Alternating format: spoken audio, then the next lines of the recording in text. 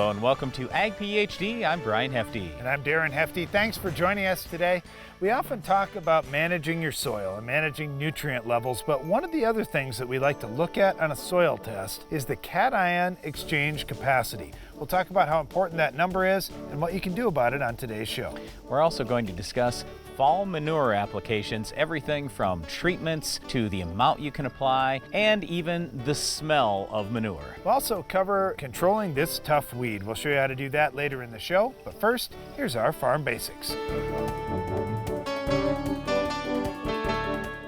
Stop losing money from your stored grain with the EndZone fan control system from Farm Shop MFG. The EndZone monitors outside conditions to run your fans so your grain naturally reaches ideal temperature and humidity. For more information, visit farmshopmfg.com.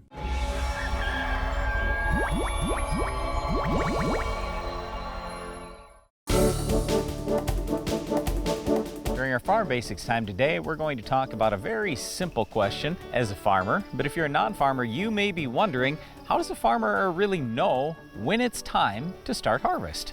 Certainly, when you get into the fall, you notice the changing of colors out in fields, and you may think, oh, okay, the leaves are all turning yellow, harvest has got to be close, but when exactly is it going to start? Well, in many cases, like we're in a soybean field today, farmers will want to see all those leaves drop off the plants, and they still aren't harvesting, and you're probably wondering, what's going on? Shouldn't they be harvesting by now? All right, but the key thing is, what's the moisture of the grain? So a lot of times, like on our farm or almost anybody's farm out there, they're going to walk into the field, they're going to take some of the pods and open them up if they're soybeans. They're going to take some of the corn as they walk out. They're going to break it open. They're going to find out, all right, what's the moisture in here? So our dad didn't have a fancy moisture tester or anything else. He used to just take a bite out of it and go, nope, not quite ready for harvest yet, or yep, we better get out here and get this done. So moisture of the grain, that's typically what we're looking for. And what can be tricky even for farmers is sometimes if they have great plant health through the year. So like let's take corn for example, you may still see green leaves on a corn plant, yet you see a farmer running through there with the combine and harvesting dry grain. It isn't necessarily where you have to have brown leaves on a plant to have dry grain.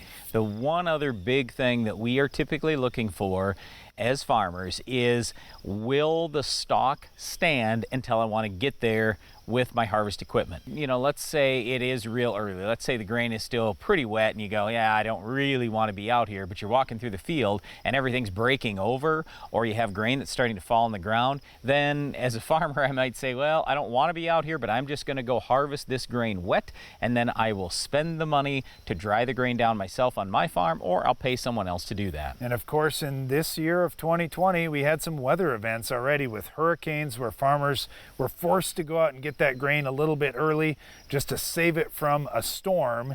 In the northern United States and up into Canada, we're often facing snowfall, and you'll see farmers that say, boy, I have to take those soybeans now because they're going to be under a pile of snow if I wait till next week. So weather can often dictate this as well. Well, one of the things that weather doesn't dictate is whether or not our weed of the week is going to show up, but we'll tell you how to control it on your farm coming up later in the show.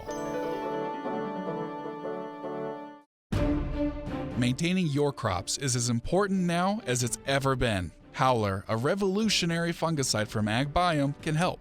It provides long-lasting protection from a broad spectrum of foliar and soil diseases that affect crops. Howler is OMRI listed, has multiple modes of action, and has minimal pre-harvest and re-entry intervals. It's flexible, easy to use, and is available right now. Visit agbiome.com/howler to learn more.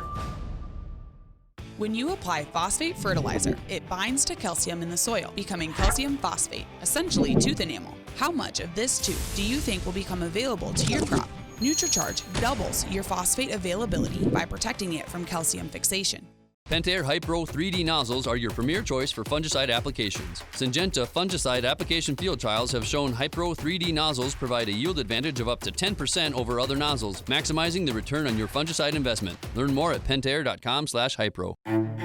Success isn't just about maintaining your operation, how you make out for the season, or how much you can get from each acre.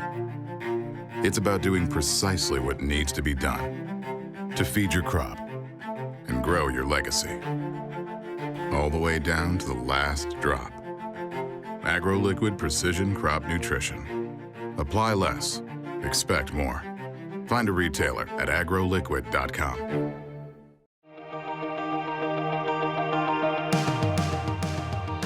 As a global planter consultant, YieldTrack caught my attention because it eliminated so many of the agronomic compromises that growers face.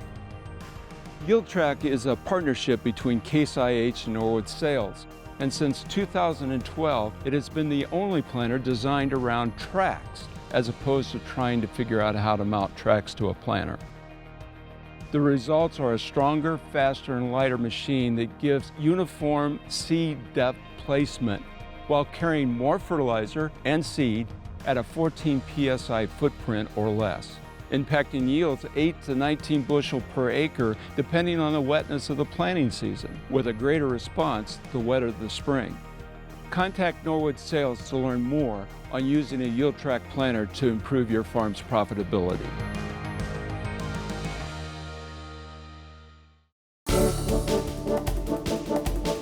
One of the most important things you need to look at on the soil test is cation exchange capacity, or CEC for short. What it is it's the holding capacity of your soil. It's basically a measurement of the type of clay, the amount of clay, and the amount of organic matter you have in your soil. The higher the number, the more of everything you can hold, from water and nutrients, herbicides. The lower the number, the less of everything you can hold. All right, before we get too far down this discussion, you may think, oh no, my CEC on my soil is low. That means I just can't hold much and I can't be productive. Wrong answer. When you look at where some of the world record yields have been grown, they've often been grown in soils with single-digit CECs, which we would consider very light and low organic matter soil. So maybe let's talk about this range just a little bit. When we look at a cation exchange capacity of 20 or above, we've got a fairly heavy soil with a high capacity to hold water and nutrients. When we're in the 10 to 20 range, we've got kind of a medium soil that can hold quite a bit of water, quite a bit of nutrients, but not as much as some of the heavier soil. And then of course, when we're down below 10 in the single digits, we've got pretty light soil. Specifically, 5 and below, we've got light and low organic matter soil. Now, the reason why it's important to have a number for this is because to everyone, soil is relative. Just as an example, I was up in Canada a couple of years ago and I was talking to a farmer who showed me a couple of soil tests. The first one, he goes, yeah, this is my light soil, and it was a 33 cation exchange capacity. Well, to me, light means less than 10 CEC. For him, it was just relative on his farm. That was the lightest stuff he had on his farm, but it was still ridiculously heavy, could hold a tremendous amount of water and nutrients and herbicides. And for him, his heavy soil was a 41 CEC. So anyway, just by having a specific number, now we know exactly what we're talking about. We're all on the same page, regardless of where you're at. If you have sand or heavy ground or whatever it is, with a number, now we can start making some good decisions. Well, one of the nutrients that we'll be really curious to see the cation exchange capacity is nitrogen.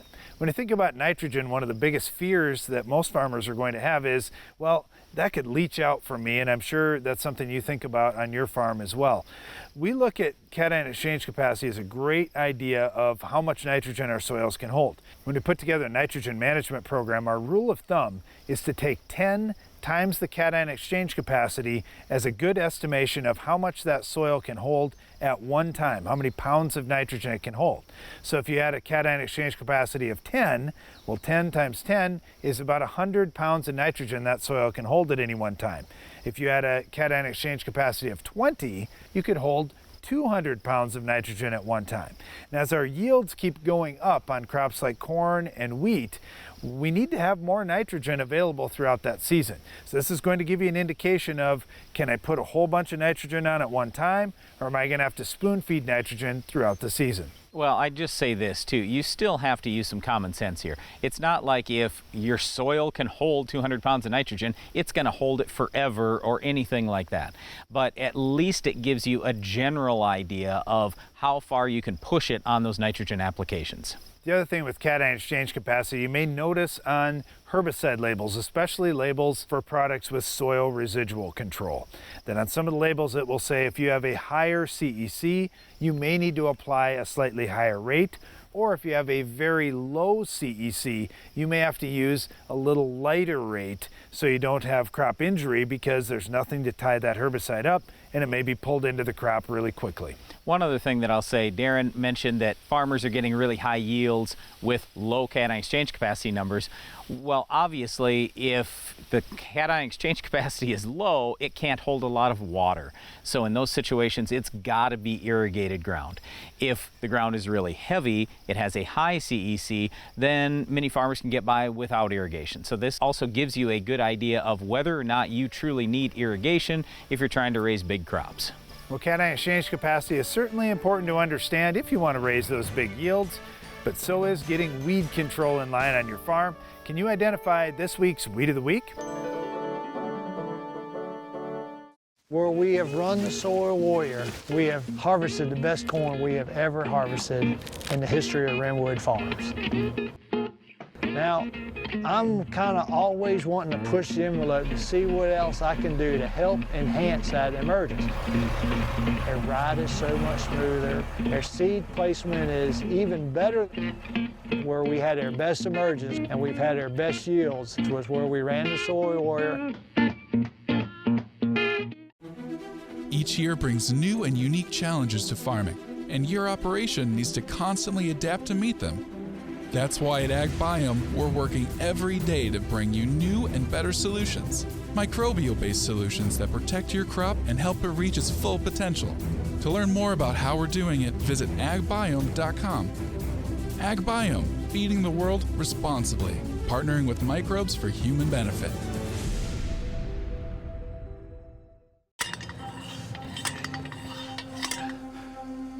Call it a day. One more post. One more bucket. There's always one more to be done. One more field. To be earned. To be found. For us, it always has been. And always will be. One more bushel.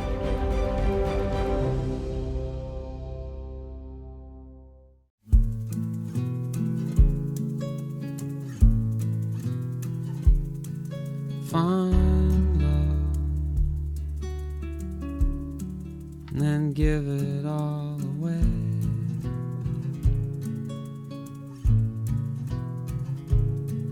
Find love, then give it all away.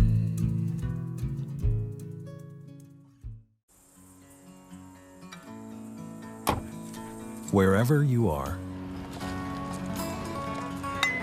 whatever you're doing, whenever you want. In your life and on your farm, Case IH AFS Connect gives you more control.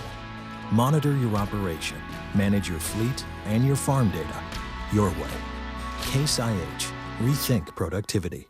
Downtime during spraying can lead to huge yield losses. Keep rolling with the Pentair Hypro Force Field. This pump features a unique self-regulated chamber that allows the pump to run dry while eliminating cracked seals, so you can spray longer and more reliably. Learn more at pentair.com/hypro. Today in the show, we're going to talk a little about fall manure management. And quite frankly, I don't care when you're putting that manure on, you've got some considerations. First, cation exchange capacity, like we talked about a little bit earlier, in order to determine how much manure you can really apply safely. But beyond that, it's just about nutrient management, and also it's a little bit about the smell. Well, Brian's concerned about the smell not because it's just unpleasant, but because you're actually losing money when you're smelling a strong smell of manure. What you're smelling is ammonia. Well, when you think about farming, one of the key ingredients that we need for our crops is nitrogen, and one of the ways we put it out there is with anhydrous ammonia. And it doesn't really matter what the form is. You've got nitrogen there that's leaving that you already had. You've already paid for, and you could have it out on your farm. So we don't want to have this strong smell of manure. We want that to be in our soil and ultimately in our crop. So a couple of ways that you can manage that smell and ultimately the nitrogen.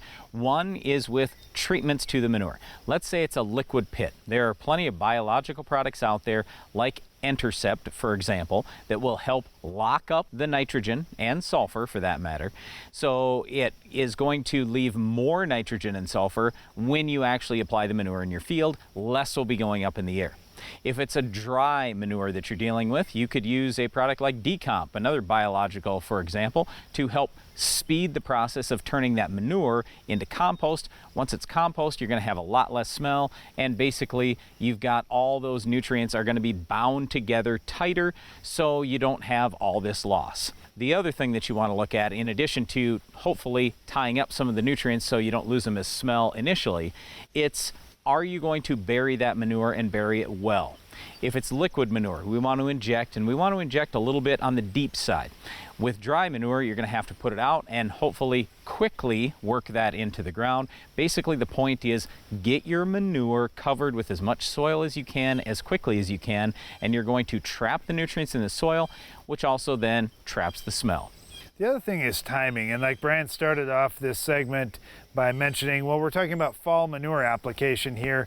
Fall is different in one part of the country versus the other. Now, if you've still got a lot of growing season left, we're seeing a growing number of farmers who are putting a cover crop out there, trying to tie up some of those nutrients out in the field and hold them in place.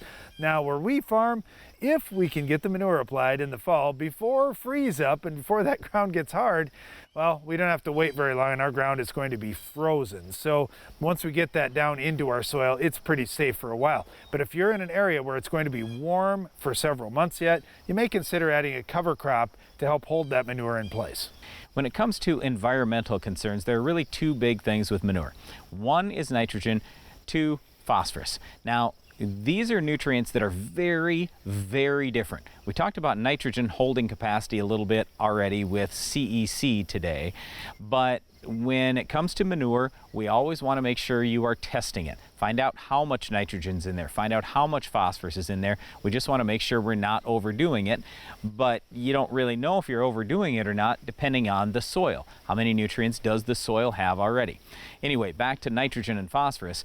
Nitrogen can leach, so that we worry about going down and potentially contaminating groundwater going down. So that's why Darren said either use a cover crop or just put your manure on very late in the fall, right before freeze up, and then plant your crop right away in the spring to use up that nitrogen before it even has the opportunity to get down into the ground. With phosphorus, it's the exact opposite. Phosphorus does not leach. I mean, it could if you put on 1,000 times too much, but basically we're never seeing phosphorus end up down on a tile line or anything like that. It's not ending up in groundwater. How phosphorus contaminates water is with soil erosion. And this is where I come back to, we want you to bury the manure with some soil. If the manure is left on the soil surface, which means that phosphorus is left on the soil surface, whenever there is wind or rain erosion and soil leaves, well, guess what? Phosphorus leaves. And phosphorus is the #1 water quality issue we have in the United States today. And the reason why it's a water quality issue is because when phosphorus gets into water, it is typically the limiting factor for algae growth. So when it ends up in a lake or a river or a stream, you have more algae, and that's the problem. Brian talked about a couple of the big nutrients here, nitrogen and now phosphorus, but I also think about micronutrients, and oftentimes as I'm talking to farmers and in my travels, they'll say, well, I don't need to put micros on because I have manure. Well, yes, manure is certainly going to have levels of various micronutrients, but is it the ideal level for your crop? I've talked to many producers over the years, whether it's hog producers, dairy producers, cattlemen, who say, you know what, I'm running into a problem with livestock health, or I'm running into a problem in my crop system, and I've traced it back to a micronutrient. Don't fall into that category where you say, well, I've got manure, so I'm getting all the micros I need. Do some testing on your manure and do a complete test, just like you would with your soil, to see exactly what's in it. So here's the whole point. We want you to soil test, and we want you to take a look at what does the manure have in it. But then ultimately what we really care about is raising a good crop. So you've got to look at, all right, what does my crop actually need for all the nutrients, not just NP and K, but the micronutrients as well. And if you're finding, you know what, between my soil and my manure, I don't have exactly the right ratio, which I'm sure you don't, the odds are you're going to have to supplement manure with commercial fertilizer. Just make sure you're not overdoing it on the nitrogen or the phosphorus or any of the nutrients with manure, so cut that rate down a little bit, supplement with commercial fertilizer, and generally speaking, you're going to be in good shape. The last thing I would say is just because manure to your operation may be free, that doesn't mean that putting it on your field is a good thing necessarily. Now, don't get me wrong, in most cases, it is a great thing to put that out on your ground. But let's say you have 100 acres of ground and 20,000 head of cattle. Obviously, you can't put all that manure onto the ground. I'm making a big exaggeration here where, well, I would never think of putting all the manure from that many cattle on a small piece of ground.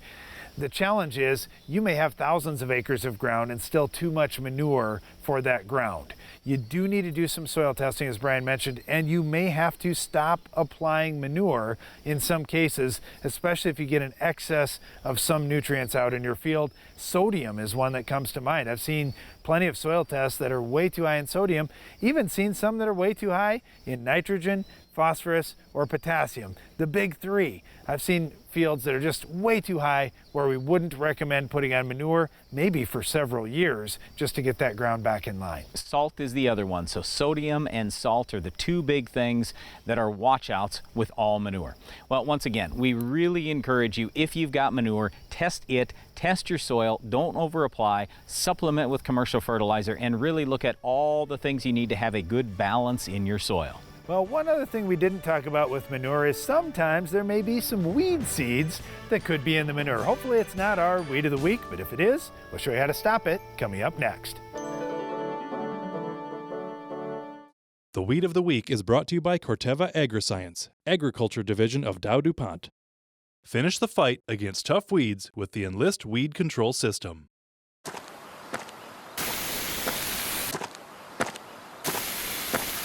Weeds are tough,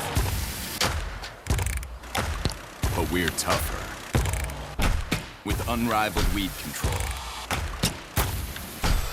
reduced drift, and near zero volatility. So, who's tough now?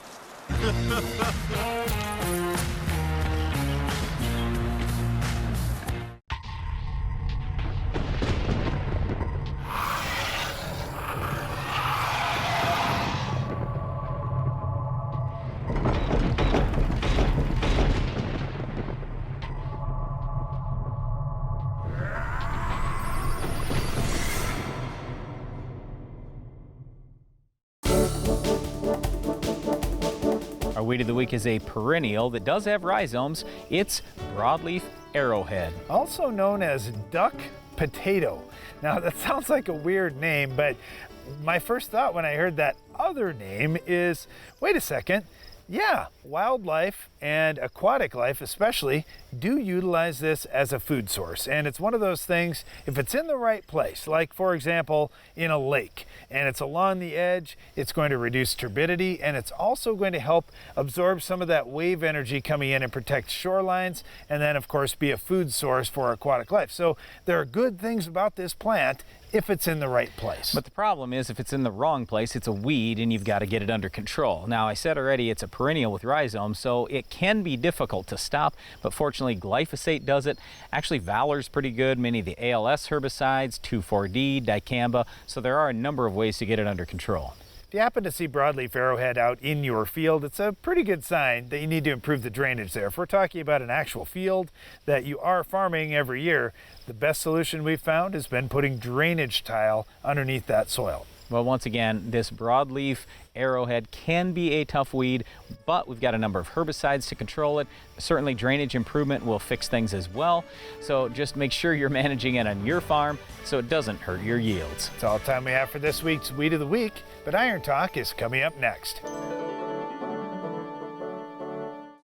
How much does your crop residue cost you? Over time, residue accumulates in your fields, building excess carbon levels and tying up your plant available nitrogen. Residue also traps P, K, and micros and can take years to naturally become available to your crops. This is because soil lacks the diverse microbial life needed to break it all down. With Decomp, you can naturally restore life to your soil and allow the release of valuable crop fertility. Learn more about Decomp at eggbio.solutions. across the country and across county lines. No two operations are alike. You make the right decisions for the right acres, and no decision is more important than what you choose to plant. Expect it soon. Extend Flex soybeans. Elite genetics, now with the addition of glufosinate tolerance, giving you the yield you want with the choice you need. Extend Flex soybeans. Stop losing money from your stored grain with the End Zone fan control system from Farm Shop MFG. Hot spots and moisture in your bin can cost you thousands in lost revenue. The End Zone monitors outside conditions to run your fans exactly when you want them to, naturally bringing your grain to ideal temperature and humidity. Master bin management with the End Zone. For more information, visit farmshopmfg.com.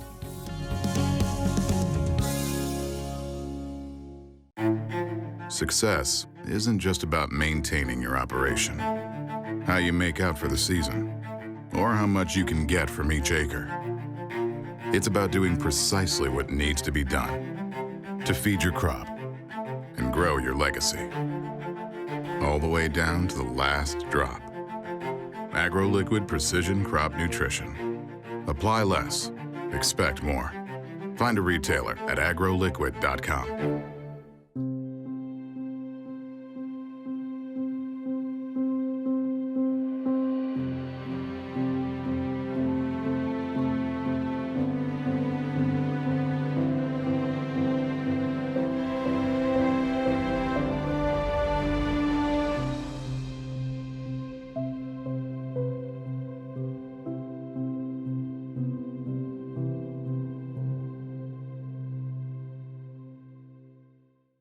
Iron Talk is brought to you by Case IH. Wherever you are, whatever you're doing, whenever you want. In your life and on your farm, Case IH AFS Connect gives you more control. Monitor your operation, manage your fleet and your farm data your way. Case IH. Rethink productivity.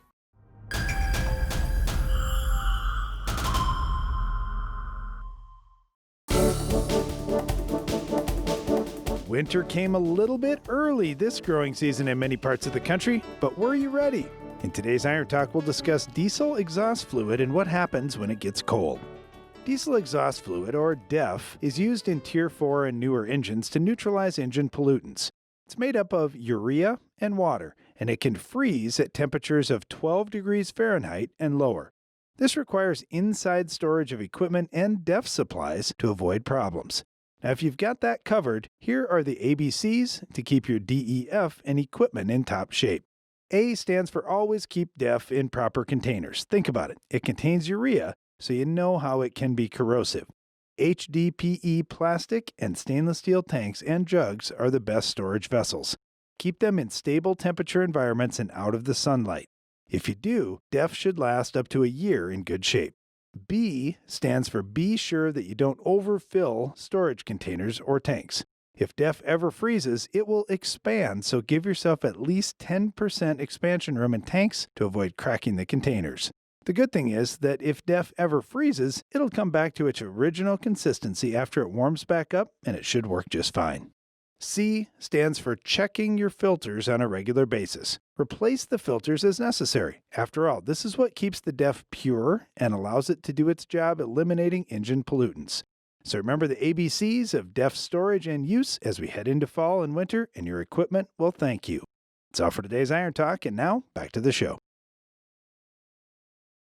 That's all the time we have for today's show, but if you're looking for more agronomic information, we'd encourage you to check out the Ag PhD radio show. We are on Sirius XM Channel 147 at 2 p.m. Central each weekday. And don't miss the next Ag PhD TV show. We'll have another Weed of the Week, Farm Basics, Iron Talk, and a whole lot more. I'm Darren Hefty. And I'm Brian Hefty. Thanks for watching Ag PhD.